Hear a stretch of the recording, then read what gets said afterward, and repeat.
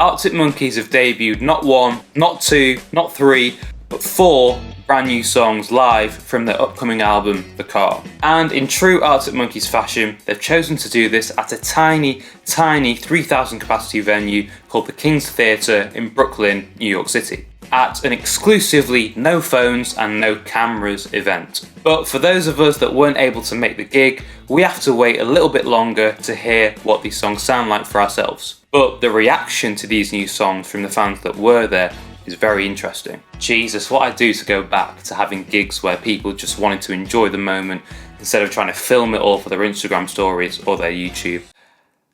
Now, it's approximately 4 weeks until the release of AM7, The Car, and I'll be covering absolutely everything Arctic Monkeys in the lead up to this new album and beyond. And to celebrate the release of the new album, I'll be doing an Arctic Monkeys month right here, pumping out the content for you guys every week. So make sure you get subscribed and enjoy.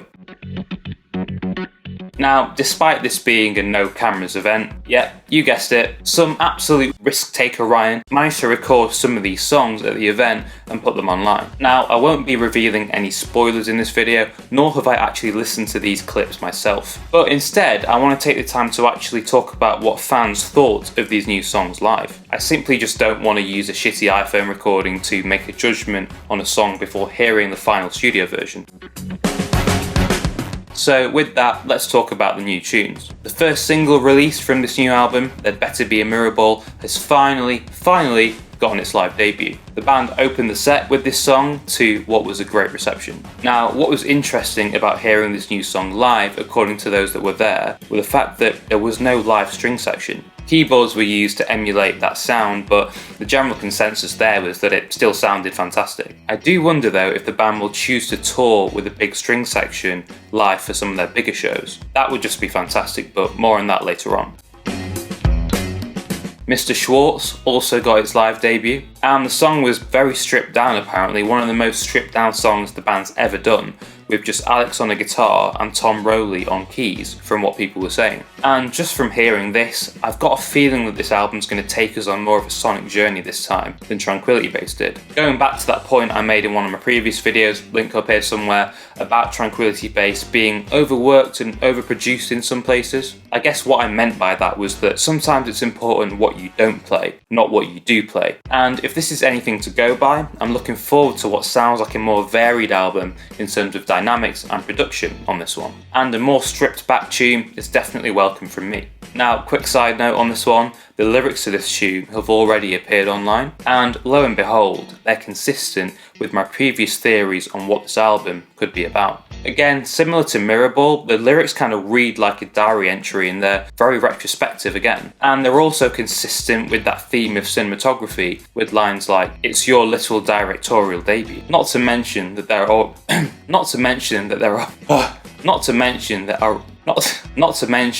are also a bunch of famous film directors with that surname Schwartz. But exactly who Alex is speaking about here, I'm not quite sure yet.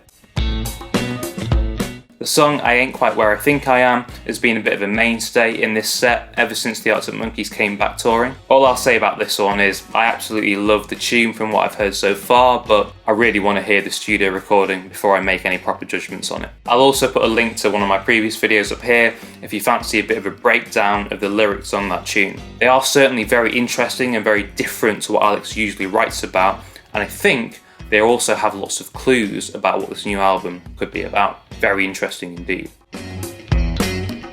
But the real talk of the night was this song called Body Paint. This was the song that apparently got the best reception live by far. Heavily David Bowie inspired, somebody said. Another said it sounded like Live and Let Die by Paul McCartney. I mean, if this isn't getting you excited for the album, I don't know what is. And a reference I thought I'd never hear in a million years was Queen. Queen, of all bands. I mean, mental. Have Arctic Monkeys gone opera on this one or something? Not really sure what the connection is that's been made on this, but regardless, that's got me very excited indeed. A lot of people are saying online that it kind of starts off like this soft Bohemian Rhapsody piano bass sort of intro, but then the song transitions into this big heavy guitar ending. So those are the 4 new songs that Arctic Monkeys have debuted so far.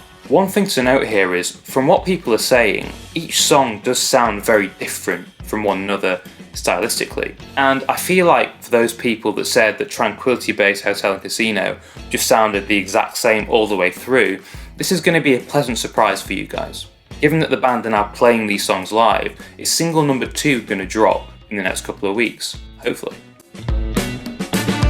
Now, with the introduction of these 4 new songs from the car, I can't help but think, which of the absolute bangers that Arctic Monkeys have been playing for years and years are going to be dropped from the set list? Which of these live mainstays are we not going to hear on this new tour? Well, let's take a look at the set list from the Brooklyn gig. Right, so which songs were left out? Do Me a Favour, Don't Sit Down 'Cause I Moved Your Chair, The View from the Afternoon, Teddy Picker and One for the Road have all been dropped by the looks of it. Now, these are pretty big songs to drop from a live set list. Not to mention we've also had big hitters like A Certain Romance, Fluorescent Adolescent and When the Sun Goes Down also dropped in past years too. I mean, Alex did say in a recent interview that the band do plan to shuffle the deck in relation to the set list on this new tour. So what I'm hoping is there's going to be more song rotation and it's going to be less predictable to actually guess what that live set list might be when you go and see them live. More variation is definitely welcome and I'm very excited if that is the case.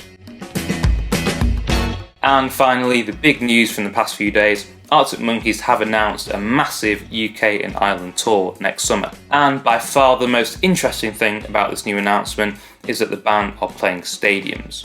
I mean, they've avoided them for long enough, quite frankly. The fact that the band have somehow managed to stay so relevant just amazes me. In the past, 9 years, the band have released 1 album and that album's been quite divisive and not been for everybody. And they're still managing to fill stadiums now. It's just mental. This tour's going to be humongous. And I shall, fingers crossed, be going to one of the London shows. The album is pre-ordered and hopefully I get some tickets in that pre-sale. If you guys haven't pre-ordered the album, make sure you do to get early access to those tickets. Wouldn't want you to miss out. And the support from the Hives as well, so excited for that. What a great band, loads of bangers, loads of energy, and the front man is just incredibly entertaining. Cannot wait for that. So that is it for this video guys, an albeit fairly brief but an intriguing update nonetheless. Do smash that like button if you enjoyed this video and make sure you subscribe and hit that notification bell so you get notified when I release a new video. Lots and lots of Arctic Monkeys content to come in the future and I will see you very, very soon.